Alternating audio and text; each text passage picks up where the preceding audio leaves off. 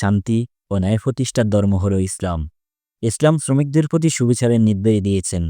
ইসলাম শ্রমের প্রতি যেমন মানুষকে উৎসাহিত করেছে, তেমনি শ্রমিকের সম্মান ও মর্যাদা প্রতিষ্ঠায় পূর্ণ প্রত্যয় ব্যক্ত করেছেন।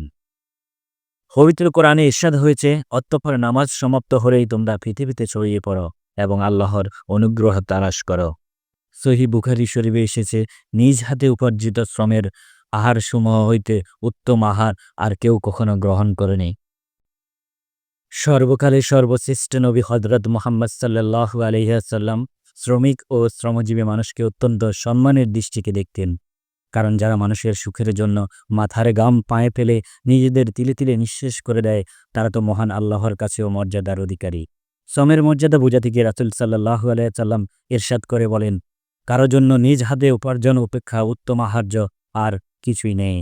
আর আল্লাহর নবী দাউদ আলাইহিস সালাম স্বহস্তে জীবিকা নির্বাহ করতেন। শ্রমিকের অধিকার প্রতিষ্ঠায় ইসলাম বদ্ধপরিকর। আরেকজন শ্রমিকের সবচেয়ে বড় অধিকার দাবি হলো তার শ্রমের যথোপযুক্ত পারিশ্রমিক লাভ করা। এজন্যই রাসূল সাল্লাল্লাহু আলাইহি ওয়াসাল্লাম ইরশাদ করে বলেন, তোমরা শ্রমিককে তার শরীরের ঘাম শুকানোর আগেই পারিশ্রমিক দিয়ে দাও। আসসালামু আলাইকুম ওয়া রাহমাতুল্লাহি ওয়া বারাকাতুহু। সকল শ্রমজীবী মানুষকে জানাই মে দিবসের, শ্রমিক দিবসের শুভেচ্ছা। আজকের এই ভিডিওটি শ্রমিক দিবসের সকল দেশ বিদেশি প্রবাসী সহ সকল শ্রমজীবী মানুষদেরকে নিয়েই তৈরি করা। ভিডিওর শুরু থেকে শেষ পর্যন্ত দেখবেন দয়া করে।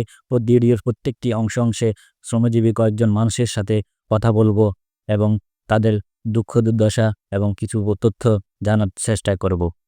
আমরা আমাদের এই সামাজিক রীতি কালচার থেকে কবে বের হতে পারবো জানি না। আমাদের এই সামাজিক রীতি কালচারে যত বেশি পরিশ্রম, তত সম্মানটা কম, তত মজুরিটা কম, তত তাদের প্রতি আগ্রহ গ্রাহ্যটা কম থাকে। এই সামাজিক ব্যাধি থেকে আমরা কবে বের হতে পারবো জানি না। সারা বাংলাদেশ যেখানে ছুটি কাটাচ্ছে, সারা বাংলাদেশে বড় বড় প্রতিষ্ঠান, ব্যাংক ব্যালেন্স, বিভিন্ন সরকারি বেসরকারি প্রতিষ্ঠান যেখানে ছুটি কাটাচ্ছে আজকে এই মে দিবসে, অথচ এই দিনমজুর অথবা শ্রমজীবী মানুষদের কোনো ছুটি নেই। এমন অনেক শ্রমজীবী মানুষ আছে, এমন অনেক প্রতিষ্ঠান আছে যাদের কোনো ছুটি নেই। এমন অনেক প্রবাসী আছে যারা বছরকে বছর, 1 বছর 2 বছর কাটিয়ে দিচ্ছে, অথচ একদিন ঠিকমতো ছুটি কাটাতে পারছে না। কেউ ছুটি পাচ্ছে না, অথবা কেউ ছুটি পেলেও পরিবারের কথা চিন্তা করে, পরিবারের মুখে হাসি ফোটানোর চিন্তা করে ওভার টাইম অথবা একটু বাড়তি টাকার জন্য পরিশ্রম করে যাচ্ছে। চলুন সামনে যাওয়া যাক। এখানে যারা পরিশ্রম করছে তাদেরকে একটু দেখানোর চেষ্টা করি। দেখুন তারা কীভাবে মাটি থেকে ইট তৈরি করছে। তাদের সাথে একটু কথা বলবো। চলুন তাদের সাথে মিশে একটু কথা বলা যাক, তাদের সম্বন্ধে, তাদের দৈনন্দিন জীবনের এবং তাদের ডিউটির সময়কাল সম্বন্ধে একটু কথা বলা যাক। ভাই, আমরা রাতে কাজ করতেছি না, যে তো সারা বাংলাদেশে বন্ধ, এটা জানেন নাকি? জানি, এমন তো কাজ বন্ধ নাই। কাজ বন্ধ নাই? আজ তো শ্রমিক দিবস, মে দিবসও বলা হয় আর কি। মানে মে মাসের 1ম তারিখ হলে সারা বাংলাদেশে কোনো শ্রমিক কাজ করতে দিত না। মানে এটা তারা রেস্ট করবে একদিন বছরে। আমাকে তো রেস্ট দেয় না। আপনাকে রেস্ট নাই? না, কোনো রেস্ট নাই। বুঝছি। এটা কি মানে মালিকের পক্ষ থেকে কোনো মানে ছুটি বা বন্ধর যন্ত্র নাই, নাকি আপনারা ছুটি কাটান না? কোনটা? মালিকেরা বন্ধ দেয় না আমাকে। মালিকেরাই দেয় না কেন? বুঝে যাচ্ছি। মানে আপনাকে কি এর ছুটি আর কি এর কি এখানে কোনো হিসাব নেই। যেমন এই দিবসটা ধরেন না, অনেক দামি দামি দিবস তো বাংলাদেশে হয়। এই ভালোবাসা দিবস, এই দিবস, এই বকসর মেলা দিবস, এই দিবসটা হলো মূলত শ্রমিক গোলাই। শ্রমিকরা এই দিবসে একটা দিন অন্তত ছুটি কাটে। আমরা 6 মাসের কন্ট্রাক্টে কেন, 6 মাসের আগে আর কোনো ছুটি টুটি নেই। বুঝি এই অবস্থার দাঁড়িয়ে আমরা তো সারাদিন কত ঘন্টা ডিউটি করে? এই রাতে 4টা ধর না, 10টা তালাক। রাতে 4টা থেকে 10টা তালাক। 10টা তালাক? 10টা কি সকাল 10টা না রাতে 10টা? মানে রাতে 10টা, রাতে। বুঝি, ভোর রাতে 4টার জন্য 10টা পর্যন্ত, আর সারাদিন মনে হয় না এভাবে চলতে আছে। বুঝি, ঠিক আছে ভাইয়া, ধন্যবাদ। দেখুন এই লোকগুলোর মুখেই শুনুন, ওরা ডেলি কত ঘন্টা পরিশ্রম করে থাকে, এবং এই পরিশ্রম আমাকে, আপনাকে, আপনাদের মতো এরকম অনেক লোক আছে তাদেরকে 1 ঘন্টার জন্য দিলেও করতে পারবে না। অথচ তারা ভোর রাত 4টা থেকে রাত 10টা পর্যন্ত অনবরত মাসকে মাস পরিশ্রম করে যাচ্ছে। এমনকি আজকের এই মে দিবসেও তাদের ছুটি নেই। মন থেকে সেলুট এবং সম্মান জানাই দেশ বিদেশে অবস্থানরত সকল শ্রমজীবী মানুষকে। পুরুষ মানুষের পরিশ্রমের তৃপ্তি তখনই পায় যখন পরিবারের মুখে হাসি ফোটাতে পারে, অথচ আমাদের সমাজে দেখা যায় এমন অনেক পুরুষ রয়েছে যারা অনবরত পরিশ্রম করে যাচ্ছে কিন্তু পরিবারের মুখে হাসি ফোটাতে ব্যর্থ হচ্ছে। হয়তো পরিবারের অসন্তুষ্ট এবং পরিবারের উচ্চ আকাঙ্ক্ষার কারণে তাদের হাসি ফোটাতে পারছে না। কি ও কাকু, আপনাকে আজ ছুটি নেই?